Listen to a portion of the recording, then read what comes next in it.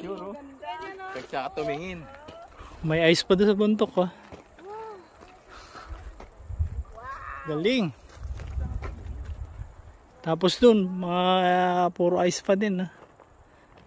Ayan, oh. Kita, oh.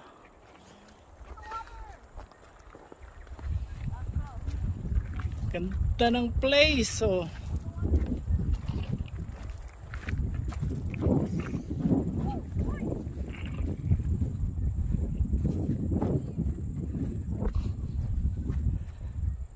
So kita mo yung lake pag ganun,